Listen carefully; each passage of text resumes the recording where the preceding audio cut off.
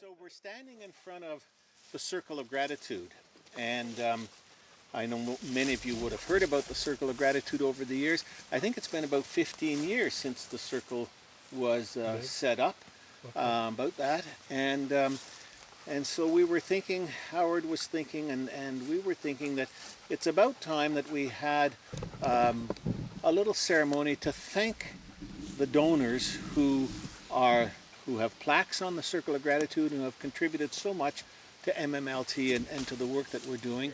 And I wanted to talk about my sister-in-law, who is memorialized here, and how important this Circle of Gratitude is especially for my wife. Before her sister passed away, she asked for her ashes to be distributed in 3 locations, and one of them was Blueberry Mountain.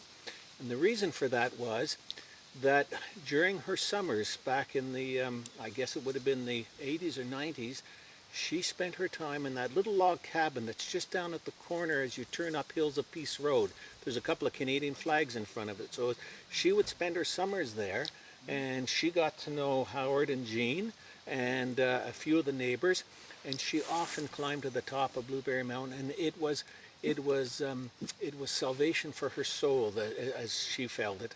And so she really wanted to have some of her ashes spread from the top of Blueberry Mountain. And so we have a plaque here for her, Norma Carlson. And what's very special today is that the other place she wanted her ashes was up in the Drake Mountain in northern England, where she spent the first 10, 12 years of her life.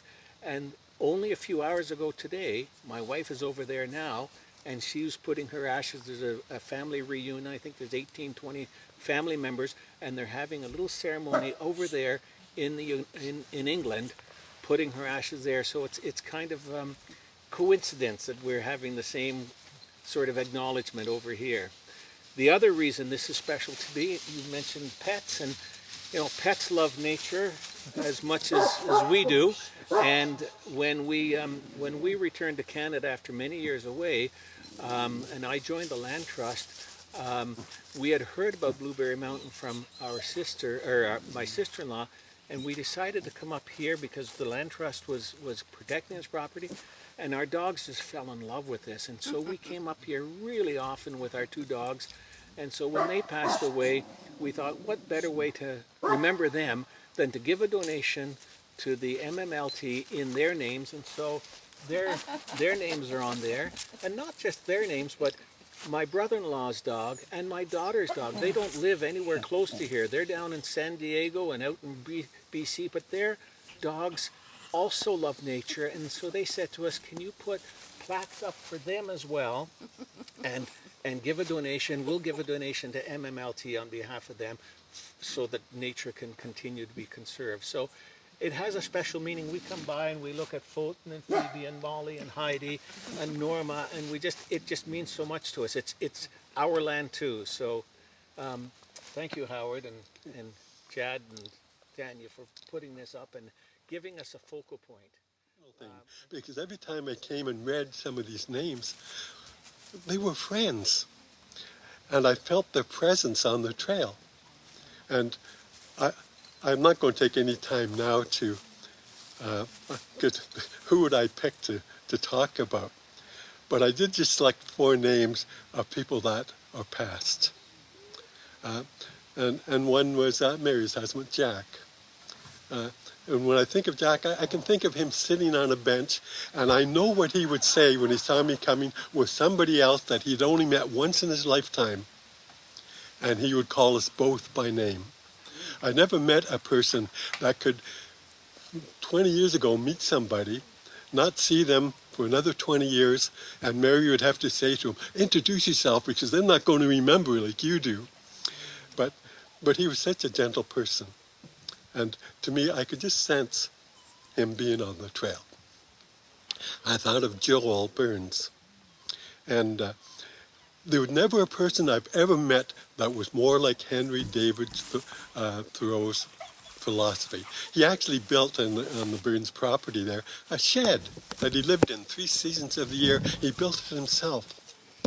And his relatives said he was the most friendly hermit that they ever met. But he loved children. He loved nature, and he had such an infectious smile. And when he came into a bit of inheritance, and I asked him, would you like to have your name as a donor, because he was one of our first sustainers. And he said, only if, because he knew what it was like to be poor, and he knew what it was like to have some money.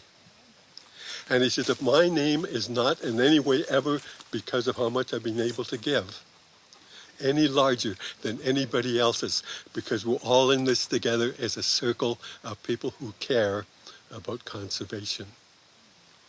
And I thought of Michael McPherson, a founding member.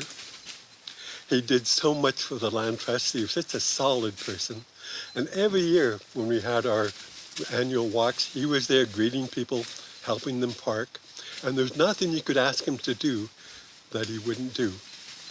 And I feel his presence on the trail. And then this one last person who I never met. Like now, with my age and stuff, maybe I have met him, but I don't remember ever meeting him. And I don't remember meeting his parents, though I may have. But all I remember was this 19-year-old boy that these parents had lost. I don't remember, I think it was by an accident, but I'm not sure. And they said he loved nature so much, they wanted his name on the circle of gratitude. And sometimes in my mind's eye, as I'm walking the trail, I have a picture of what he might have looked like. And if I was to meet him, I'm sure I would give him a hug, because the family, even it's like a family member you've never met. But anyone that loves nature like all of us do here and want to see that it's protected forever, the family. Hopefully other people will want to say a few things too. In a nutshell, the Circle of Gratitude is a place of inspiration for me. When I come to Blueberry, often in search of solitude, I like to stop here and reflect on things. So it's a special place to me too. The names of the people whose names we see here inspired me to contribute to MMLT. And I'm very proud to have my name amongst them. When I was volunteering, and I still am volunteering, but when I was on the board and volunteering, it was very much a shared task with Georgina, and we did it together, including donations, and so it brings me pleasure to see our names together here as well. Bob Betcher once told me that when that the number of emails and phone calls that you get just drops precipitously when you step down from being the president, and I can attest that it's very true. And that's a good thing. I'm not looking for it.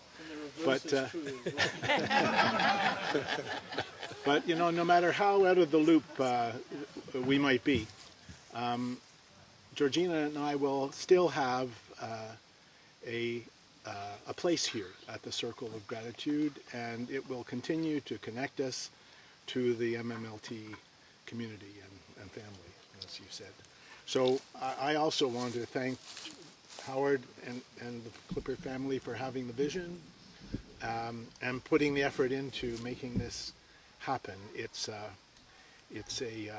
simple but lovely sanctuary that has a great deal of meaning to us. So thank you. I just want to say that there is one thing missing here, and that is the gratitude of all of us to MMLT and to Howard. Howard for this property and the family for this property, of course, which we've spoken of. And that has to, you know, there should be a huge sign there that says gratitude from the community to the Clifford family. And the other thing that's missing is the Land Trust, because it's a gratitude from us to the Land Trust for having made all this possible. Because without the Land Trust, as you said, you know, you couldn't find an organization that would let you see your vision. So I think that there should be a plaque to the Land Trust. Okay. We'll see to that. Thank you. And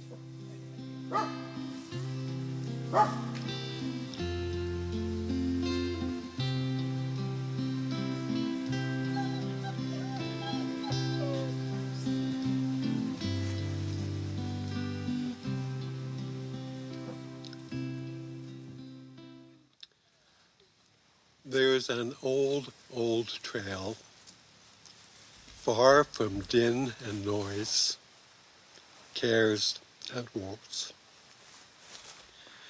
It's an old, old trail made strangely sweet by the touch divine of nature's breath.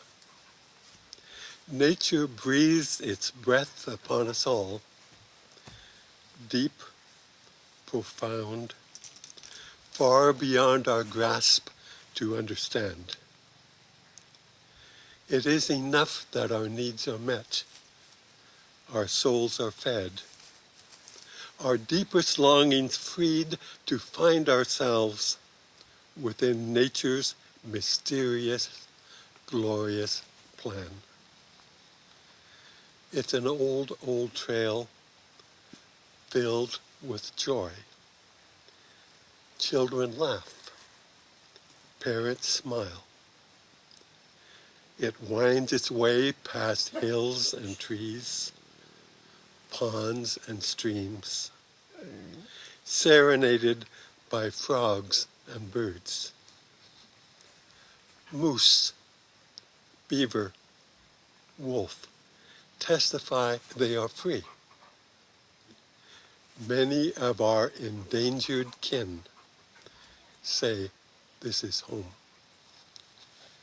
Near this old, old trail are hidden coves of solitude, the hush of an ancient grove. It finds its way to the summit top, nature's beauty in full display, beauty as far as the eye can see. Gems lie ahead. Day turns into night. Out of the darkness appears from light years away the distant stars. Our smallness is made so clear. Yet our souls delight at stars so bright, only moments ago hidden by the sun. We now can see the heavenly glory of celestial might. The old, old trail welcomes young and old. Nature gives to each what they are able to receive. The more they look, the more they see. Listen deeply as more chords appear. Yet the mystery remains, the vast unknown beyond our grasp. Yet we're given enough to inspire big thoughts. From within our mind's eye we glimpse, we feel distant stars being born. We feel creation going on and on. Beneath our feet, we sense our large, hidden kingdom, invisible forces at work, sustaining us all. It's the small things that create the whole. They coalesce, matrix forms, a portrait is born. Right here, a small stream was born. It joins others. They feed the Clyde, the Mississippi, the Ottawa, the St. Lawrence, making its way to the shining sea. All is connected. All are one. We share a glorious bond. From stardust, all life is formed. We are kin through and through.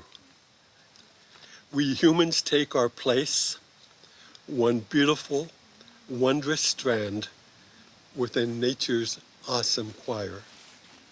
a choir beyond what poetry can reveal, beyond what prose can describe, beyond what music can instill, a story beyond compare. No one can know the fullness of the story. Beyond what we can imagine, we can never comprehend things as they really are. But it is enough that on this old, old trail, beauty shines through. The awesome beauty captures our mind, invokes our love, becomes our beacon of hope. These three things, hope, beauty, love, becomes our truth. They are the music of our heart. They are the language of our souls. To me, this old, old trail is made sweeter still by my friends most dear. All the friends that have passed, all the friends with us still, all the friends who made this be. Some are named on the benches, some are named on the circle of gratitude. These friends welcome you to walk with them, invite you to join the circle. Won't you come with gratitude? Join their ranks, accept the sacred trust, fulfill the dream that 1,000 years from now, this old, old trail will still be here.